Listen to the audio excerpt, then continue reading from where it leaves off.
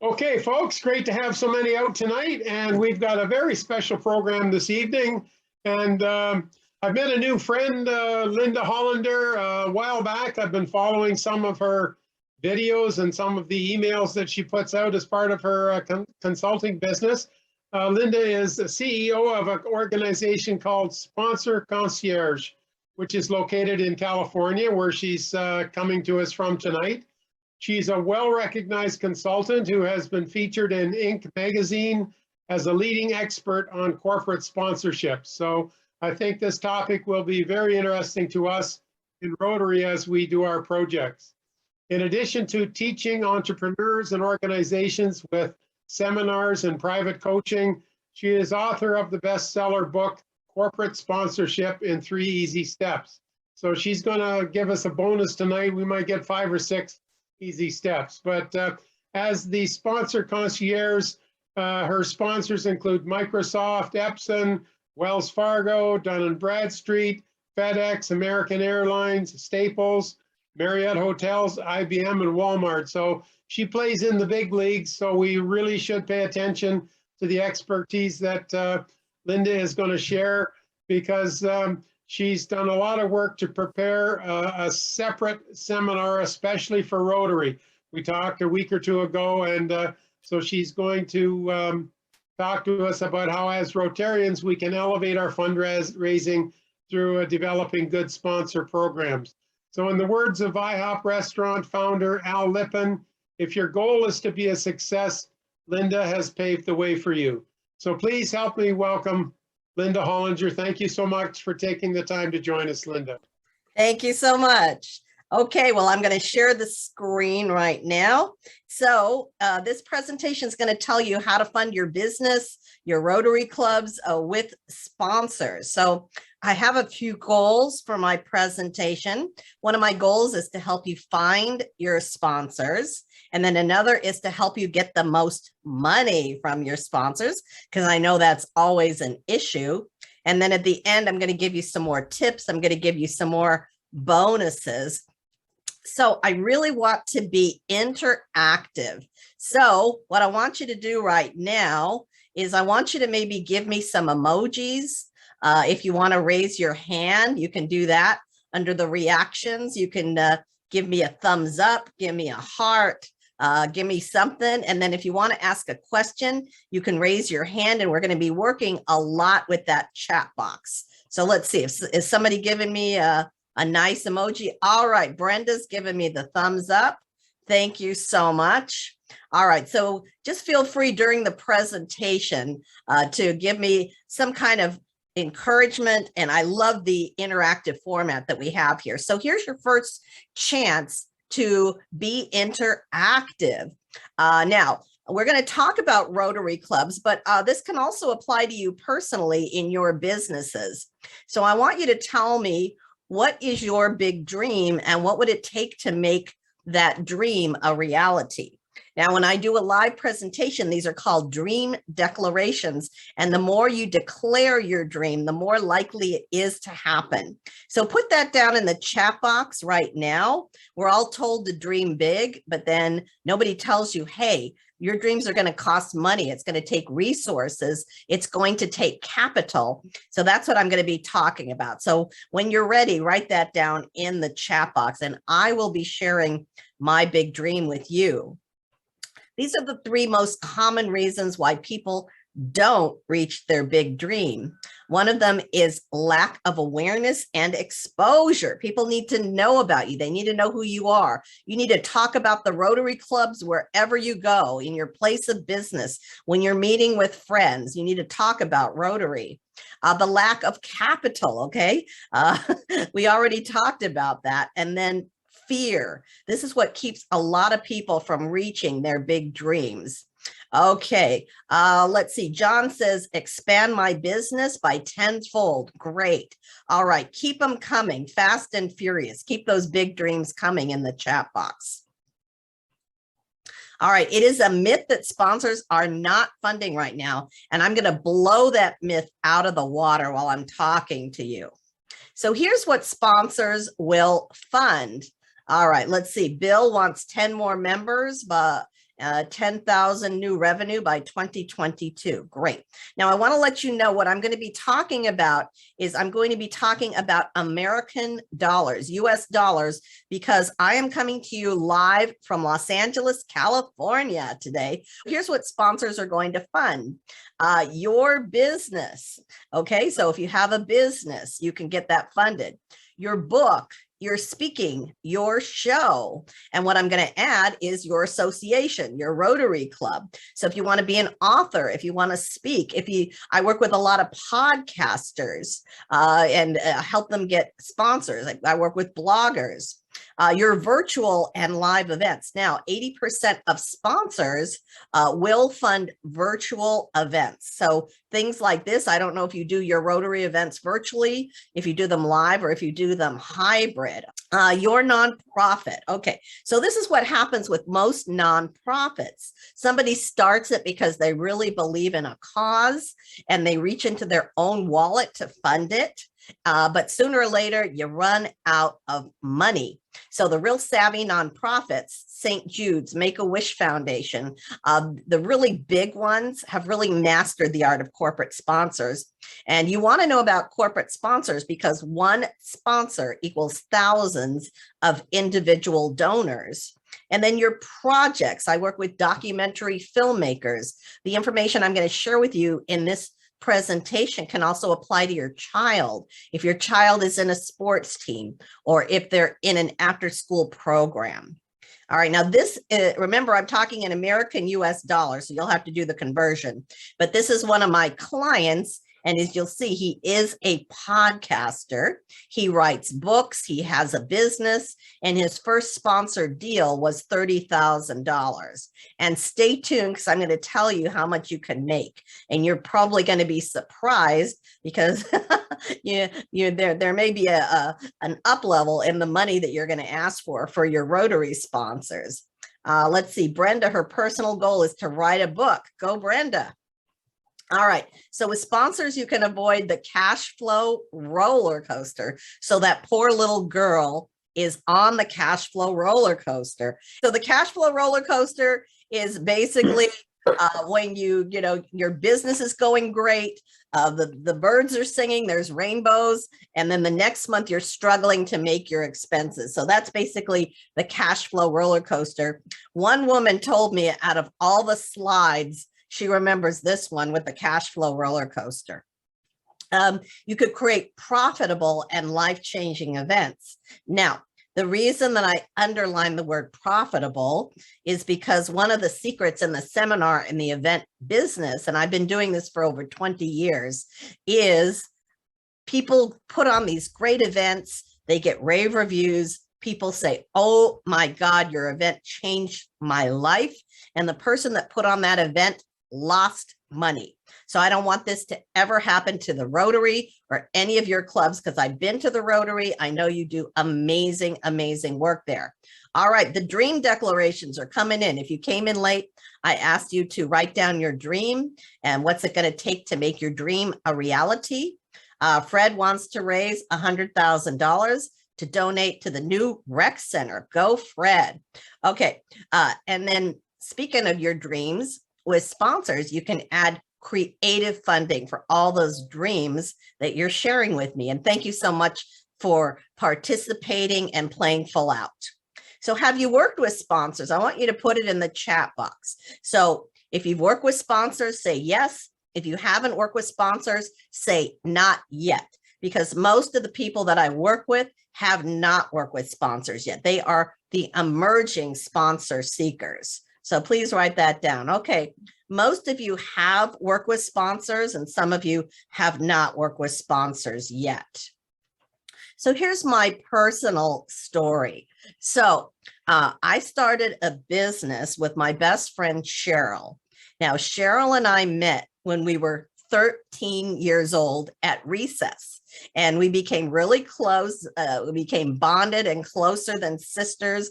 And we said, oh my God, when we grow up, if we do anything together, it will be absolutely phenomenal. So we started this business. These are custom printed bags that we did. Our trophy, we did the bags that you see at the malls and at trade shows. And these are some of the trophy clients that we had: Nissan, Pepsi, Disney, Iams Pet Food. We work with Mattel. We work with a lot of really big clients.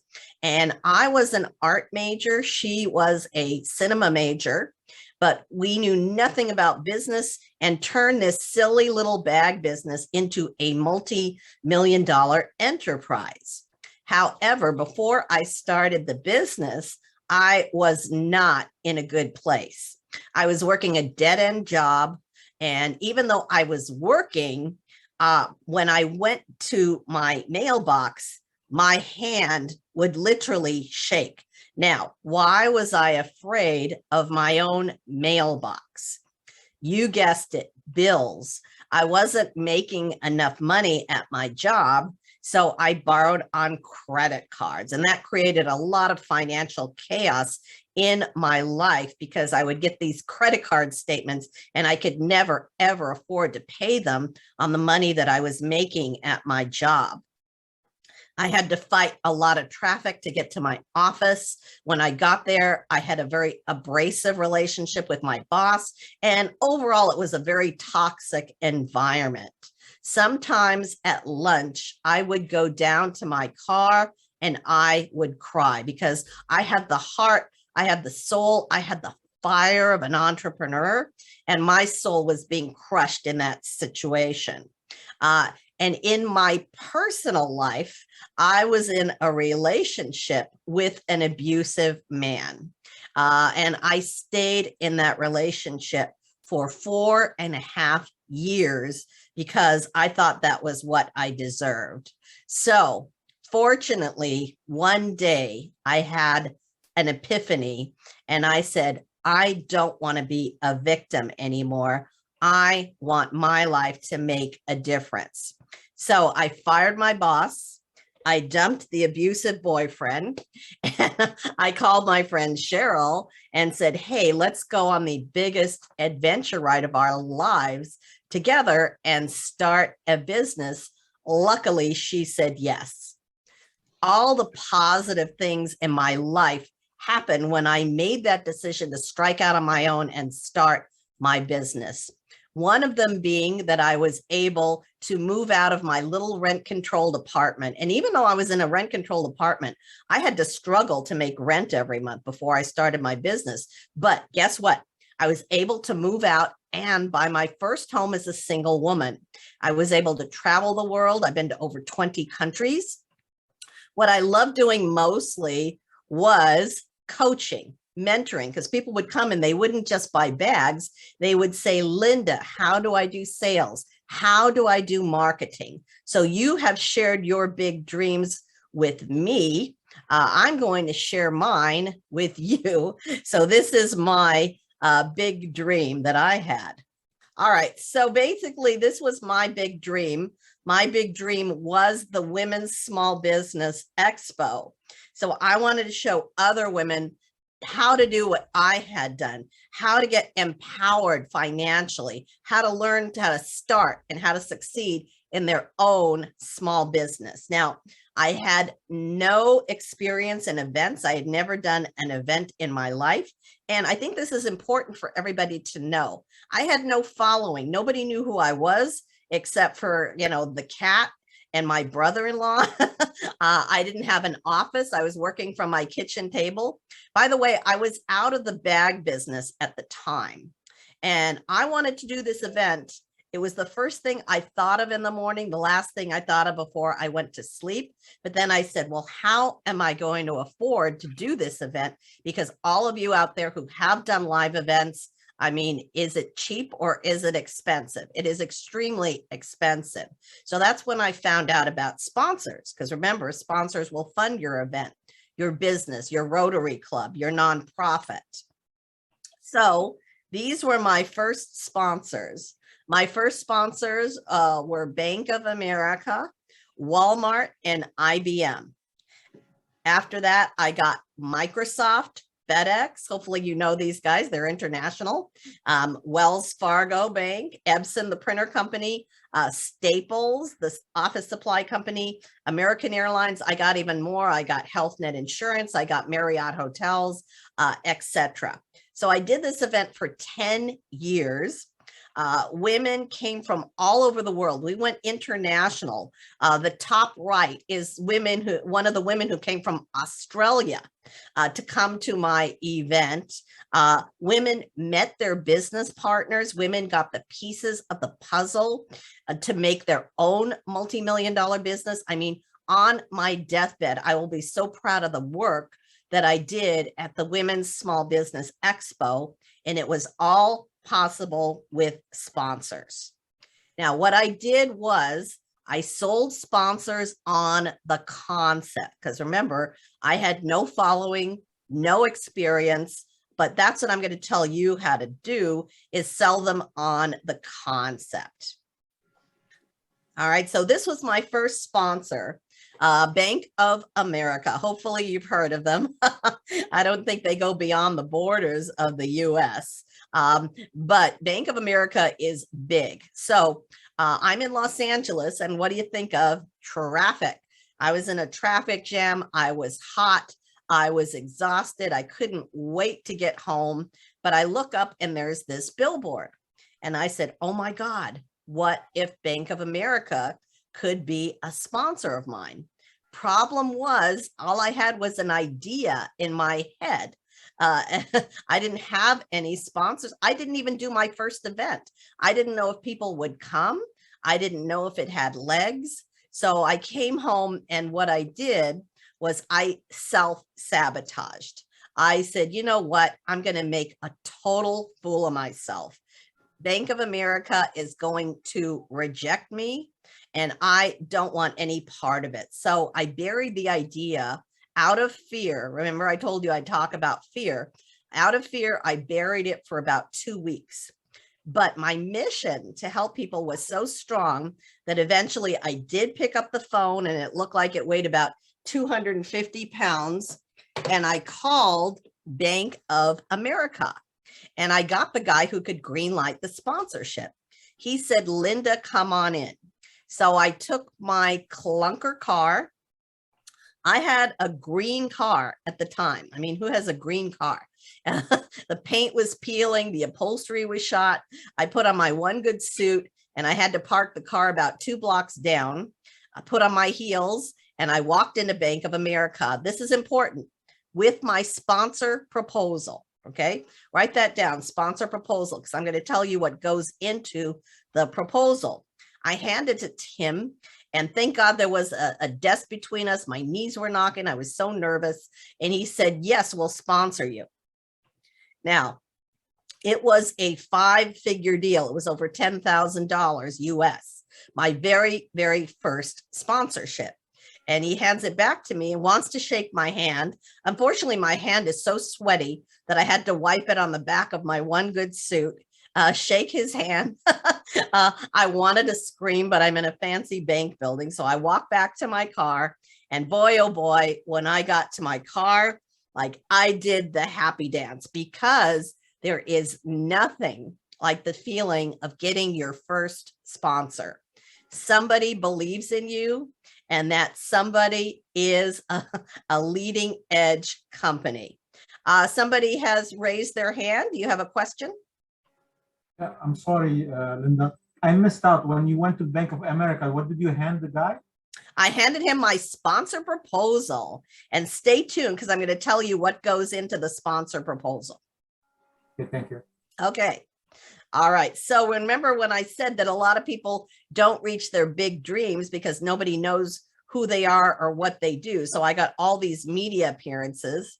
Inc. magazine, Entrepreneur magazine have called me the leading expert on corporate sponsorship. I've been on all the alphabet networks, ABC, NBC, CBS. Now I'm telling you this, I don't want to brag, but I want to tell you that traditional media is not dead. Because when I ask people what they want to do as far as media, they talk about all this social media and the digital platforms. You really want to get some traditional media too for your sponsors, because sponsors are traditional. All right, so here's some sponsors that my clients have gotten. Coca-Cola, an Olympic sponsor, UBS Financial, a planning company. You're going to see some examples of this. Novartis, a drug company. You're going to see bank, you already saw Southwest Airlines. Now, look what I did for you guys. Here's some media appearances, and I put the Calgary Herald right smack dab in the middle because I want to let you know that this works across North America. I have clients in the UK. I have clients all in Australia, all over the world. So this works everywhere, US, Canada. In fact, North America is the #1 place for sponsorships. That's where most sponsorships takes place. So here's what sponsors give you. Money you don't have to pay back with no credit checks. And when I found they weren't going to check my credit, I said, oh my God, hallelujah. My credit was so bad. And most entrepreneurs I work with, they don't have pristine, beautiful, pristine credit because we're risk takers and it shows up on our FICO score. Sponsors give you free stuff, and I'm sure you've worked with what we call in-kind sponsors. So there is value in in-kind. If you need any printing, you could get that done.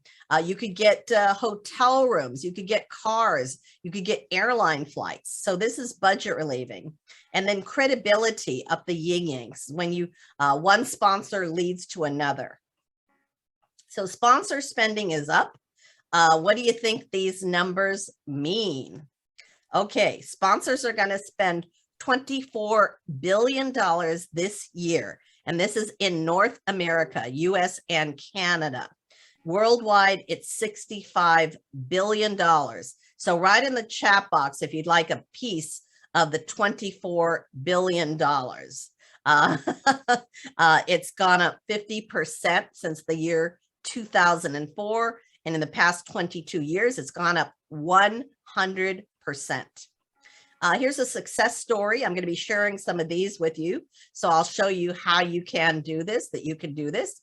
And this lady, you'll see she's a speaker, podcaster. She does events, and she got Ocean Spray to pay for the whole thing. Now, if you've ever done a live event, you know that food and beverage is one of your most expensive line items, and it's thousands of dollars. I have paid that. So she got the sponsor to provide all the food, all the beverage, even cranberry cocktails, cranberry teddy bears for the raffle. Now, here's something you can do when you get sponsors. This is one of my clients, and as you'll see, he travels the US. And he is a spokesperson for Nature Made vitamins. So you can be a spokesperson for a brand. And look at all the beautiful coverage he got in the media. Wall Street Journal, Business Week, US News and World Report, Redbook is monster. Now, this man came to me when he had a sponsor who was interested. That's when a lot of people come to me because they say, Linda, I've got a company. They're interested in doing a partnership deal, and I want to get the most out of this opportunity. So we tripled the ask. Whatever he was going to ask for, I can't reveal the exact amount, he got 3 times as much. And most of you are pricing your sponsorships too low. Here's some myths about corporate sponsorship. I need more experience and notoriety.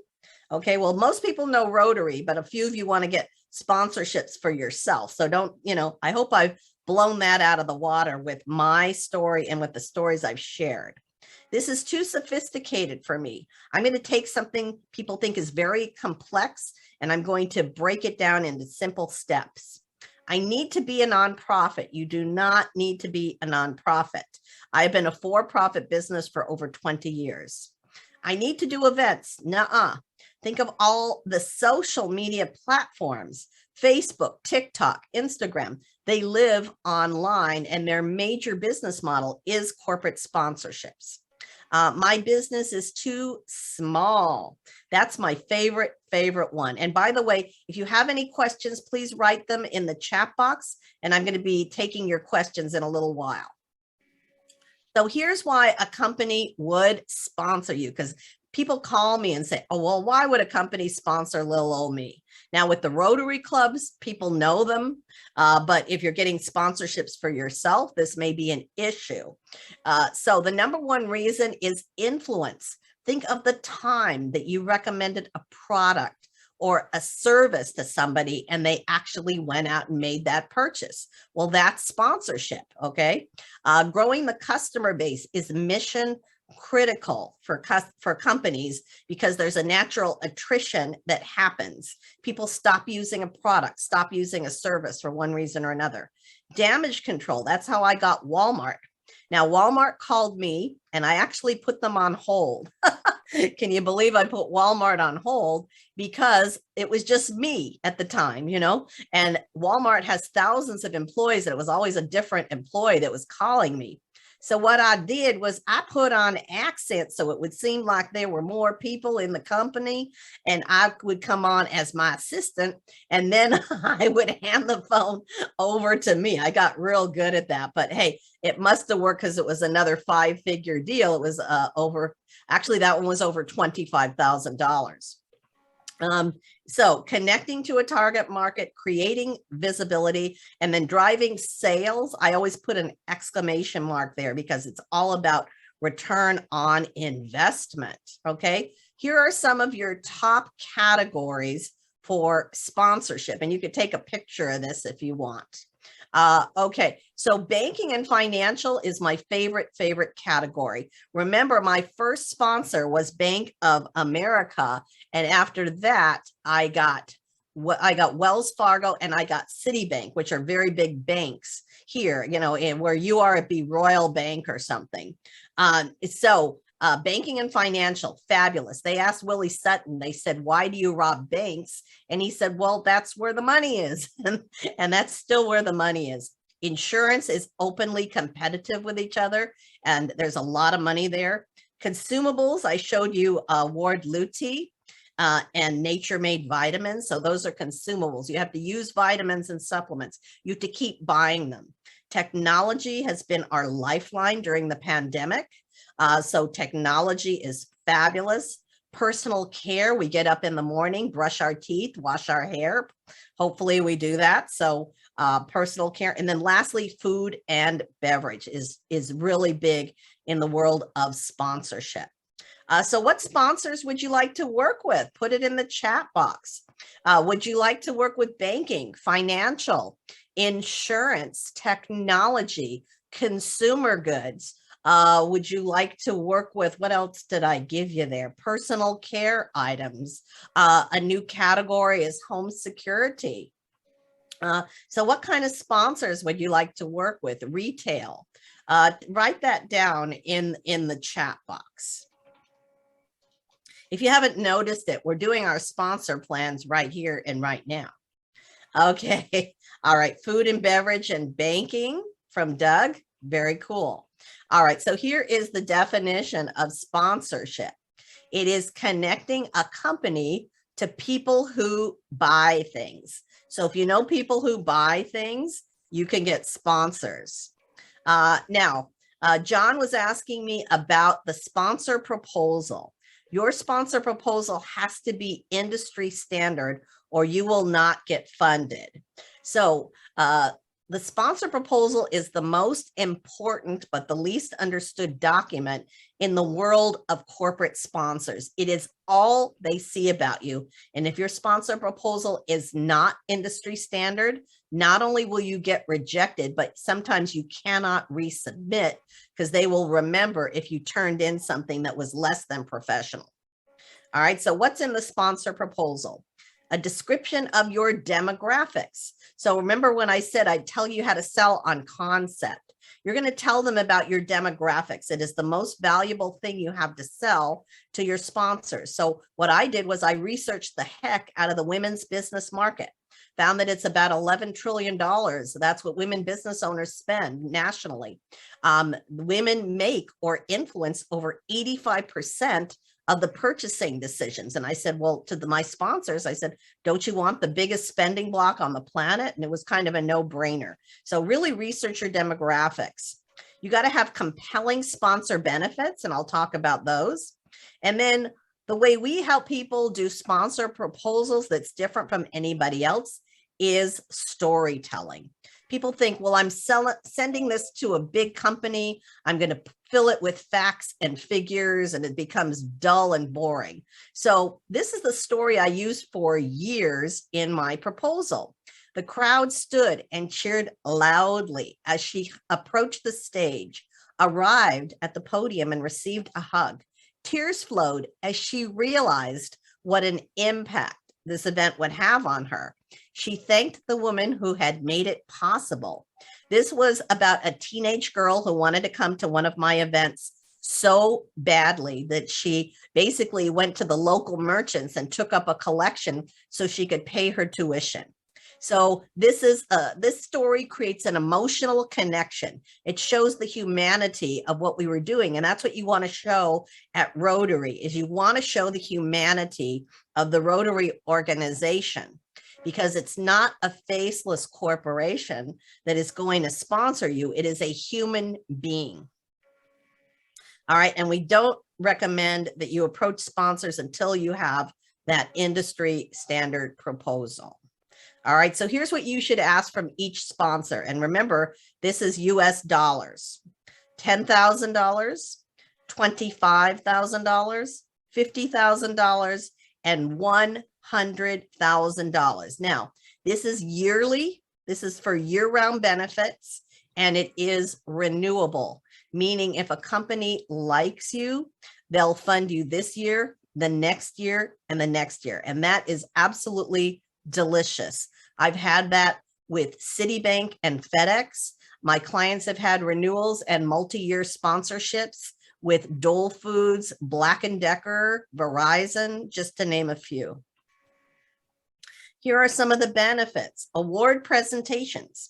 So this is me with one of my banks, Citibank, one of my bank sponsors, and I'm holding an award. Now, how much you think it costs me? Even in Canadian dollars, it's probably in Canadian currency, it's probably going to cost you between $25 and maybe $100 if you want to make it fancy schmancy. But remember what I just showed you, that you can ask for $10,000 to $100,000 from each sponsor. By the way, we want you to have many sponsors because that puts you in a better financial position. So the media picked up this story. And by the way, write this down. Call it the Making a Difference Award. Making a Difference Award. Oh my God. Sponsors love that. They eat it up with a spoon. So the media picked up that Citibank won the Making a Difference Award. And then what they did was they sent an email to all of their employees. And the employees felt good about working for Citibank. So employee engagement is also part of sponsorships. Give them speaking opportunities. Now, if you don't do events, do a Zoom interview with them. I mean, we're not just running, organizations and companies. We're running little media brands here. So do a Zoom interview or give them a speaking opportunity at an event. And then, of course, social media, email, and video marketing is king. So what do you notice about these benefits? They're low cost or no cost, but they have a high perceived value to your sponsors. So what benefits are you going to offer your sponsors? Put that in the chat box. Are you going to give them a speaking opportunity, an award presentations? You could do contests, social media, email marketing, videos, speaking opportunities. What are the benefits that you're going to offer your sponsors? Put that in that particular chat box. Okay, signage and social media. Great. Okay. Thank you, Doug. And if anybody else thinks of anything, put it in the chat. Now, here's a couple of trends I wanted to tell you about. Sponsorship is more competitive, and that's why I do these presentations, because I want you to stand out from the crowd. If you don't know what you're doing, you could lose a lot of time and money. There's risk involved here. When I first started, it took me 6 months to get my sponsor proposal done. And I made a lot of stupid mistakes to the tune of losing $75,000. And I don't want that to happen to you. Now, here's my last success story. This is Brian Kaplowitz, and he wanted to do an event for young entrepreneurs under 40 years old. Now, If you don't remember anything else from my presentation, please note this. The typical call that I get is, Linda, it's going to cost me $25,000 and I'm going to ask for $25,000 from my sponsors. Well, what's wrong with this picture? You're working for free. You're supposed to make a profit. And even if you're doing a nonprofit business, you reinvest those profits. You're not able to pay yourself any money. So you want to pay yourself and you want to have money to reinvest in what you do. So he needed $25,000, but he raised $100,000 for his business. Now, he probably reinvested it. Maybe he took a vacation. Here's another thing. You don't have to report to sponsors how you spent their money. That's the grant world. As long as you fill your contract, sponsors don't care how you're spending their money. And these are some of his sponsors and clients. I think you'll recognize them: American Express and Denny's and Johnson & Johnson and Home Depot. So you could get sponsors if you're just starting out. If you want to change lives, we're all in different businesses, but we're all in the life-changing business. If you want money, you don't have to pay back. If you have no experience, and if you have those big dreams, and thank you so much for sharing your dreams. So I have a gift for you. Write this down. Go to successwithsponsors.com. And when you go to successwithsponsors.com, you're going to get the #1 secret for getting your sponsors. And that's my gift for you today. I also have an event coming up. I don't do the Women's Small Business Expo anymore. I do the Sponsor Secrets Seminar, and that is coming up in April 26th to 28th. So please save the date. So at the Sponsor Secret Seminar, which is virtual, you could attend from anywhere in the world. We're going to package you for success with your sponsors. You're going to leave with a customized action plan just for you. And here's the cool thing that we offer that nobody else does. You can meet the sponsors, talk with the sponsors there. So these are some of the sponsors we've had in the past. Technology company, CDW, a bank, Zions Bank. We always have a nonprofit. So we have the American Cancer Society, Paul Mitchell Hair Care, Epson, the printer company, and Dick's Sporting Goods. Please copy down my contact information and look at this old school. I've given you my phone number, okay? And I do answer my phone, and people will call me right after I do a presentation just to see if I really answer my phone. So you can, it's linda@sponsorconcierge.com is my email, and then that is my phone number. So after you've gotten that, then I will take off the share and I will see all of your beautiful, amazing faces. So what questions do you have? You could either ask them in the chat or raise your hand. All right, Brenda is raising her hand. I got one. Go ahead, Tom. Linda, Tom. Okay. my key question for you, since you're talking to a whole collection of Rotarians here, I'm listening to your suggestions that we use 10, 25, 50, 100K, and that's wonderful. It's just that, if there's 7 or 9 Rotary clubs in Mississauga, I'm having a tough time understanding how, for example, our club could differentiate itself from any of these other clubs in front of, pick whatever company you want. I just don't see it.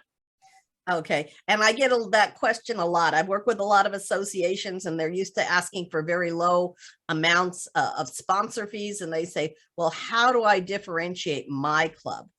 First of all, don't just get the way to get the bigger money from sponsors is to do year-round events. So you want to bundle all of the events that you do, whether it's virtual, whether it's in person, or whatever. Now, what I would probably need to do is talk to you offline, and you just got my contact information. I can put it in the chat. So I'll need to talk to you offline just to see what your differentiators are. I can't really comment on that now, but we'd have to have a private conversation about that. Okay, thank you. Okay. I think also hitchhiking on to Tom's question is where we have clubs, multiple clubs in one city, we've got to make sure the left hand knows what the right hand's doing. and that my club doesn't walk in the door today and another club walk in next week and another club walk in the week after. So I think it behooves us as part of our sponsorship strategy to maybe certainly communicate between all the clubs in a city, and maybe even collaborate, that instead of 4 clubs going individually, maybe they go together and form a cluster, a sponsorship strategy, and then all clubs could get the 100,000 rather than going for 25,000 each. Would that make sense? I think that would be great. I think you could all get together, make a strategy so you don't duplicate your efforts. And of course, we're all better together than we are separately. Yeah, one thing that Linda had told me previously when we had a chat is that, you know, as she said, people who are sponsoring, they want a good image. They want to have an association with influencers. And she said, like, Rotary branding is at the top of the heat. So we've already got an influencer and a top image in our community. So the sponsorship, that's the first key in their door. And she mentioned to me another thing that sponsorships like, as she said on her screen, that they like to be involved in the local community, helping make the community better. And that is the same goal as what Rotary has. So she says you've got 2 home runs coming right out of the chute. And this idea of looking at a sponsorship as an annual thing, that you carry them from one project or one event to the other through 12 months, then allows you to ask for more and maybe give them more in response. So I think those are 3 key points that I got from Linda. Yeah, cause marketing is so hot. It is absolutely scorching. And this is how the pandemic changed sponsorships. And I always do my remarks, you know, not in a bubble. I want to talk about the times that we live in. So the pandemic changed sponsorships in that it became more about cause marketing. Right when the pandemic first started, a sponsor said, hey, we donate part of the profits to this or to that. You know, we give back to the community. We're a good corporate citizen. And that's very, very important right now. Every company, most companies now have a social responsibility department, because they want to talk about how they're giving back, how they're being a good corporate citizen, how they're not just bottom line profit oriented, how they're really using their company for social good. Okay, Fred had a question. Do you want to come on and ask it, Fred? Oh, I did put it in the chat there, but I can. So say I want to go and get Home Depot to sponsor some Rotary event. Do I go to the local Home Depot store, or do I have to contact head office somewhere in Toronto or wherever the heck they are? The answer is I would do both. The thing about Home Depots or big box stores, which you have an advantage in, is that you could walk in there. And here's what you do when you walk in, and write this down. Don't ask for the sponsorship department. They're going to give you a deer in a headline stare. Ask for the marketing department. Also with big box stores, and I work with Staples, which is an office supply retailer, they have something called the area manager or the territory manager. They have one person that manages a cluster of stores in a certain geographic area. So you could ask for that person. So when I got Staples, a big box retailer, as a sponsor, I got them at the local level. And then they connected me to national. When I got my bank sponsors, I got them at the local level. When I got FedEx, I got them at the national level. So I would do both, approach them locally and find out where their corporate headquarters is and approach them there. Okay, John, you might want to comment on that, because being a regional manager for Petro-Canada, how does Petro-Canada handle requests for sponsors? Thank you, Doug. But before I answer that one, I would like to hear Brenda's question, please. She had her hand up for a little while. Brenda, go ahead. The floor is yours. I have 2 quick questions, actually. I know in the past when I've tried to get sponsorship from people, quite often they will have they'll say you have to go to our website and you have to apply through our website. Yeah, have you run across that before, and how do you deal with something like that? Those things are the bane of my existence. My husband is a science fiction fan. He loves Star Trek. He loves Doctor Who, Star Wars, all that stuff. So there's something called the black hole where things go in, but they don't come out again. Those online submission forms are the black hole. They accept less than 3% of what is submitted, and I hate them like a passion. So all the sponsorships that I have helped facilitate that I've gotten for myself in the past 20 years have been by dealing with a human being. Sponsorship is a relationship business. So if they tell you to go to that, just kind of say, look, I already did. Now who do I talk to? Please talk to a human being, because that's really the way that most sponsorship deals are done. Sponsorship is all about relationships. Okay, thank you. And then one other quick question. Is there a template, is there a template we could purchase from you, or is there some place to write a proper proposal?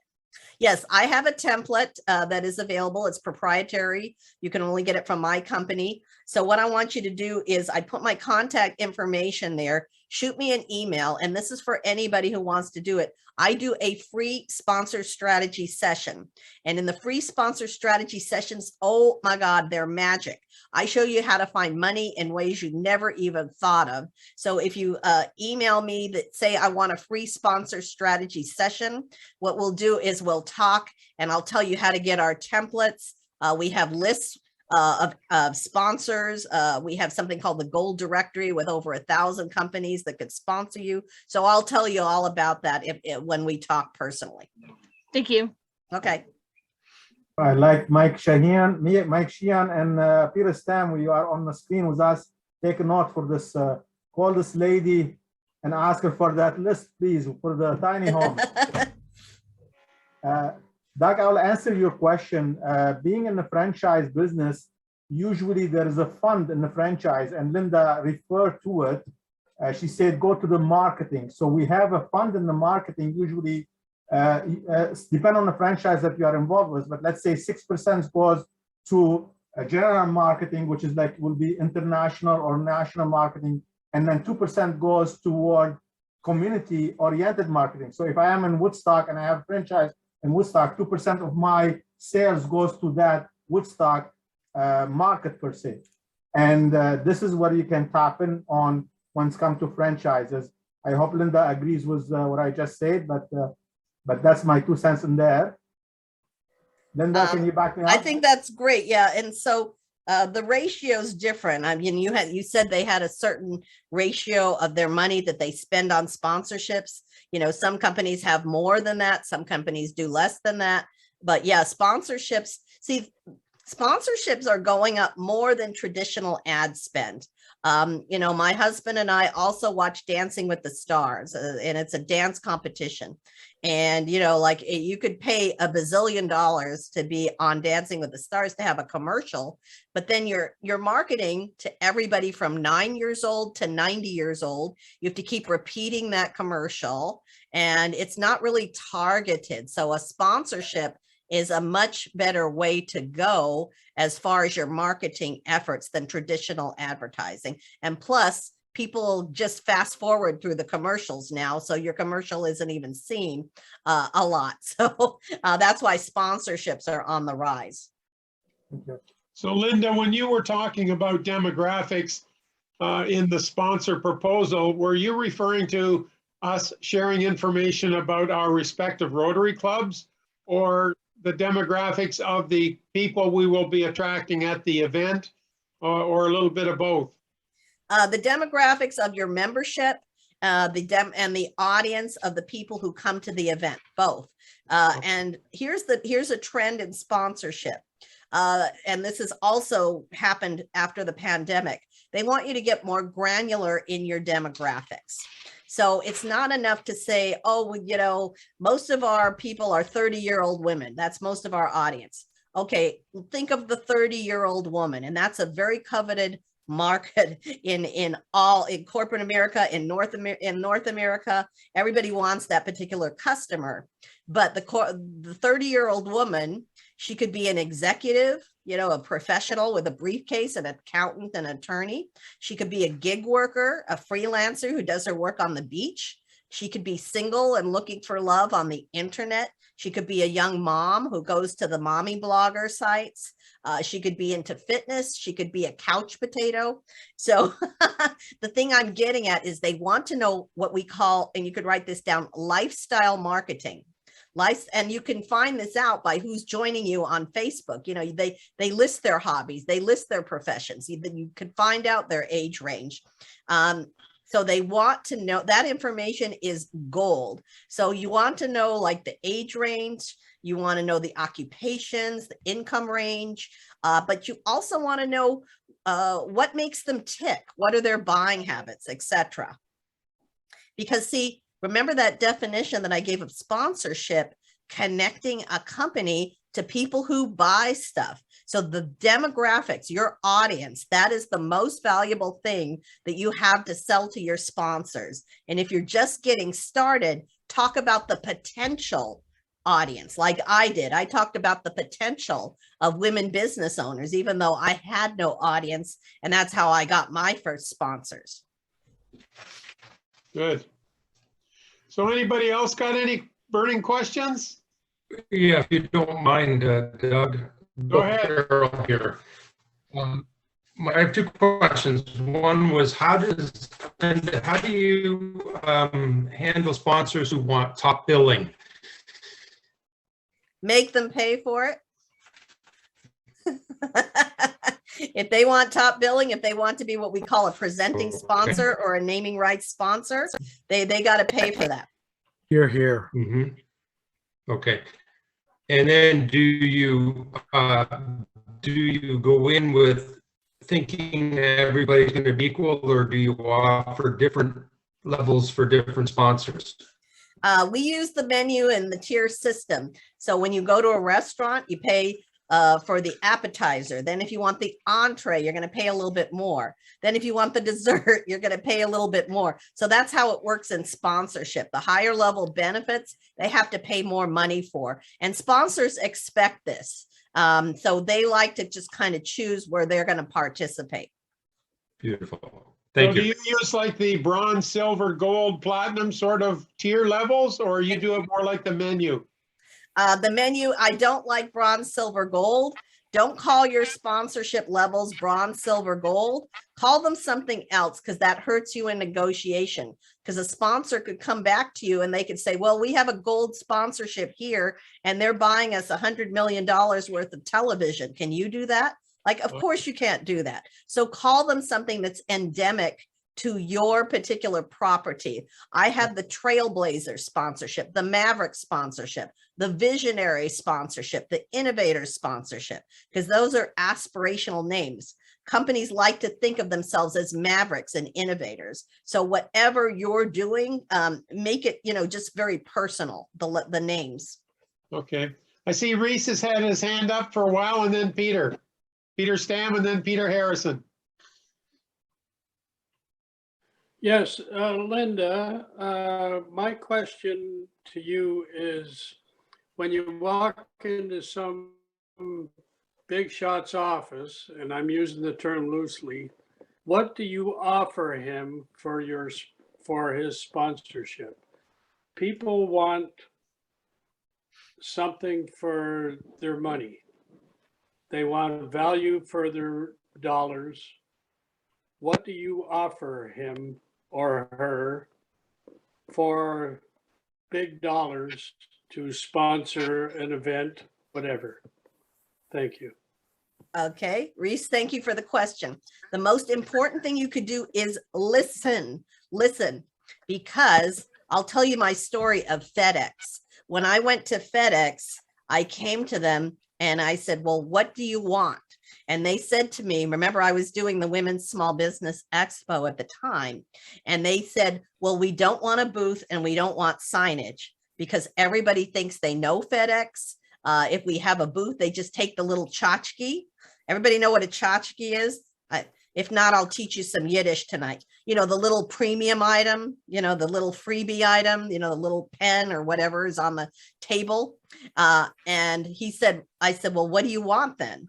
And he said, we want a speaking opportunity. We want to tell business owners that FedEx is not the expensive white glove delivery service. And we want to just kind of change our brand image. So we gave them speaking opportunities. We gave them one of those Making a Difference awards. We gave them a lot of stuff that they wanted.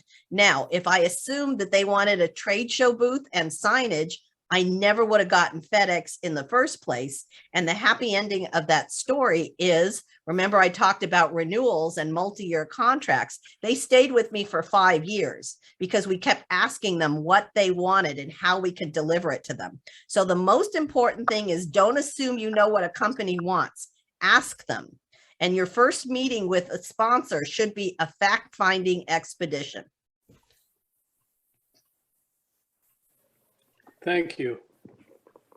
Okay, Peter Stam, you're next. Then Peter Harrison. Hi, Linda. I'm really enjoying your speaking here for the Rotary Club, and I think we're all picking up some really good points. Now, with the Rotary Club, we don't have anything to offer like advertisements for businesses necessarily. We are involved in a housing project for the homeless people, and we are maybe looking for up to $500,000. So it would be kind of a make a difference for companies. What companies would you suggest that would be part of that would want to be part of that?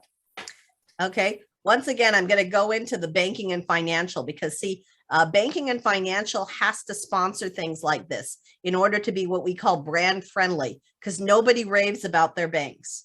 No, nobody says, oh, I had this great experience with my bank, because banks do things that make our blood boil, and banks make me mad all the time. But I love banks because I've worked with a lot of them as sponsors, and the nicest people you'll ever meet are in the sponsorship departments, because all they do is give out money all day. Banking, insurance, like the really boring companies, financial planning, credit cards, credit unions, those kind of companies would be great because they love to sponsor things like this. I would go maybe in the home improvement sphere and go to Home Depot, and a new emerging category is home security. Home security, because now you could get anything from the Ring doorbell, which I do have, to a very expensive security system that costs thousands and thousands of dollars. So home security is a new emerging category. Another emerging category is mattresses. And because these are all going to go in your homeless facility. So mattresses, you could buy the Casper now, and that's what everybody buys for their kids when they go off to college. It comes in a box and you set it up yourself, or you could buy the Sleep Number, which is very expensive. Lastly, maybe mobile apps and food delivery apps are great. I'm giving you some brand new shining categories that not everybody is approaching, and these have become really popular. And then lastly, cryptocurrency. That is a whole new trend out there. The cryptocurrency companies, they have so much funding, and they are dying to get the word out about their companies, and they are dying to associate themselves with social good like what you're doing.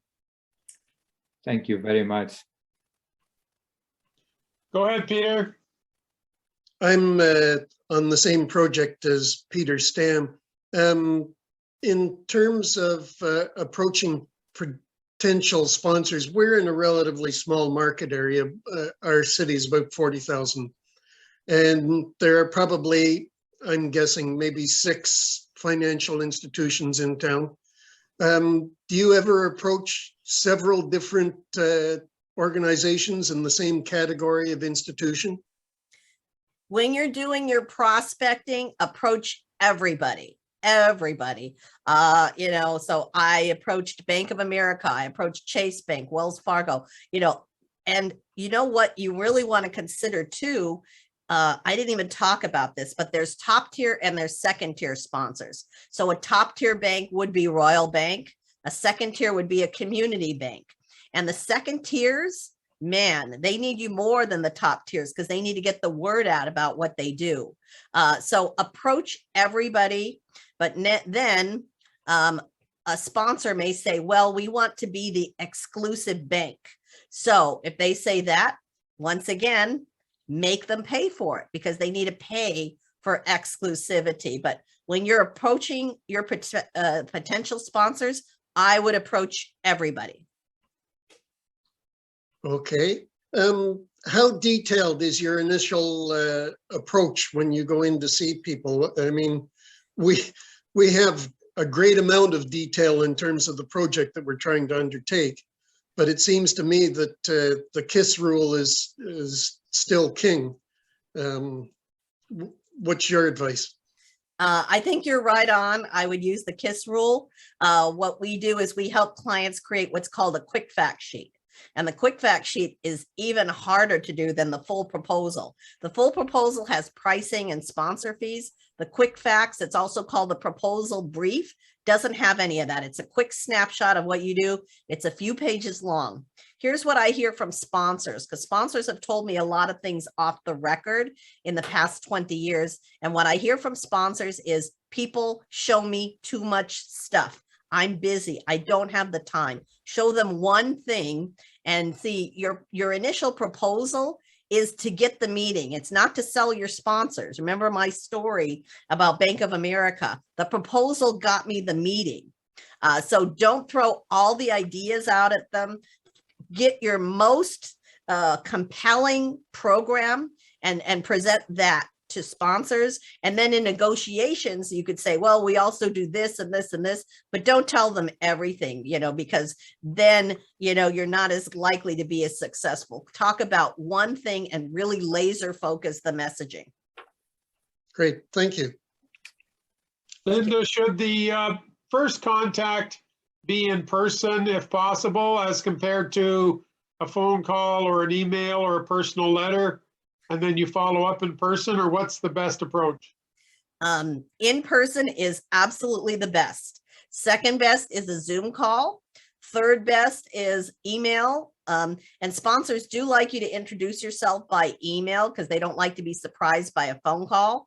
And then, after that, do phone calls and all that. But even if you have an email correspondence or a text correspondence with a sponsor, move it into a conversation as quickly as possible. Don't just keep emailing back and forth. Say, you know what, you brought up a lot of great points. Let's have a quick chat about this. Are you available tomorrow at 9 o'clock? Make an appointment to talk with them. Because remember, sponsorship is a relationship business. You need conversations in order to get to that final end deal with a sponsor. Okay, and a fellow by the name of Al, who has had to leave, left a comment that he had done some sponsorship deals previously, and he would strongly urge folks to do some prospect research in advance. I agree with Al, because sponsors love it when you do your homework, and it doesn't take long to do your homework. You know what it is? It's looking at their website. And when you look at their website, go to investor relations, go to about us, and go to the press room, because the press room is really good because you'll see the articles and how they message themselves, how they message their brand. So it takes just a few minutes to do your research, and sponsors really appreciate that. Okay, any other questions? Yeah. Go ahead. Have you been involved with fundraisers at all where you marry sponsorship with a fundraising event? Absolutely. Yeah. Because fundraisers are how a lot of nonprofits get their resources. Yeah. So what sort of things have you done in that regard that might be of value to us? Well, fundraising events are the same as any other event, really, as far as sponsors are concerned. They want the same thing. So it's just like any other event that I was talking about. They want visibility, they want signage, they want speaking opportunities, they want connections with their target market. Another thing that sponsors want in a fundraising event is, you usually have a raffle or, silent auction. They want to be part of that. They want to donate some product for giveaways, because that really puts them on the stage and gives them a beautiful showcase. So they want the same kind of things for fundraisers. And how about just having a party to celebrate? Celebrations, I guess, is what I'm thinking of. How have you used those with regard to sponsorships? Well, it depends, because, it depends on how much. Well, let me tell you this. Sponsors really don't want to be obnoxious. They don't want to be in your face. So if you're just having a party, you could do it in a very elegant, understated way. There's 3 phases to an event. There's the pre-marketing, there's on-site, and then there's follow-up. So pre-marketing is where a lot of people miss a lot of opportunities, because however you tell people about your event, if you do email blasts, if you do social media, whatever you do to get the word out, you can include sponsors in that. You can promote your sponsors on site, the various ways that I've talked about. And what a lot of people forget is follow-up. Okay, because after you do an event, I mean, there's so many moving parts. There's so much work to an event that you just want to relax and drink wine and eat chocolates and watch bad television. But that's the time when you want to get busy promoting your sponsors. When I had IBM as a sponsor, we sent out an email to all the attendees saying, hey, thank you so much for attending. And we want to thank our sponsors, including IBM. And then IBM had a laptop special, and we promoted that, and people bought the laptop. So they saw the benefits of their sponsorship. So don't forget, after the event, to promote your sponsors. Before the event, promote your sponsors, because most people just think about promoting the sponsors on site. Linda, I think also you talked about presenting awards and appreciation certificates. So that would be something that could be part of a celebration party. They love the awards. You could even do a cocktail break, hors d'oeuvres, sponsored by that company. They love, to be involved in the food if there's food. And so that's another option. Okay, we're gonna take one more question and then we'll move on. Either you have one more question, the last question, please. I do, and that is, how do you manage to keep small sponsors happy when you have a few large sponsors? As I say, we're a relatively small city. We're probably going to be able to get lots of local businesses to contribute something. But on the other hand, we're going to go after big companies as well. That seems to me to be kind of a tough balance. It is, but I would make a program book or a page on a website that acknowledges all your sponsors. The thing right now is mobile apps. That's like big, and that's kind of replaced program books, but they're expensive. So if you do the old school program book, just make sure to acknowledge all your sponsors. Have a poster that says, we would love to thank our sponsors. Just give them recognition up the Yahoo in but in places where it's not expensive for you. So just think of how to recognize those small sponsors, make them feel special, and then remember afterwards to give them a call and thank them personally for being a sponsor. I cannot tell you how they love that. Thank you notes, handwritten thank you notes. And I know phone calls and handwritten notes are really old school, but they love that. What we also did was we gave a gift to our sponsors. We gave them a little paperweight. You could give them a gift basket. You could give them something, like that, and as a thank you gift, and that'll usually do it. Great, thank you. And on a note of thank you, Linda, on behalf of my club members and all of the audience here, all the Rotarian and all the audience we have here, we want to thank you for your time. You taught us lots of good stuff. Hopefully we will be able to use this stuff and utilize it for the good of Rotary, for the good of fundraising, for the good of bringing money. One of the things that I learned from you today is think outside the box and get out of your comfort zone. If you were able to move out from a rent geared to income place, from an abusive relationship to become the person that you are right now, I think hopefully we'll be able to utilize some of this and be able to walk in on your steps type of thing. One of the other things that I learned is one sponsor equal 100 or 1,000 donors, you said, by your word. And as a Rotarian, we're always going out toward donors and we forget the sponsors. So I think we are going toward the nickels and dimes and we're forgetting the dollars per se. Another things I learned from you, the sponsor proposal, which is very important. Do your homework, learn your demographic, learn what you're going to benefit your sponsor person, give them a story, tell them their story type of thing. And as a Rotarian, we are building, we are influencers. We can help them grow their customer base. We can help them control damages if that's what they want to do that themselves. We can help them connect to the target market that they want to be there, and we can help them create visibility. So all around, thank you, Linda, very much for your time tonight. My pleasure. Hold your head up high. Know that you have quality, you have value to offer your sponsors. Play a bigger game. And I'm so happy to be able to share this information with you. And I want you to go out there now and fund all of the dreams that you have. And I thank you so much. I'm very much in gratitude for you having me here today. Thank you, Linda, again.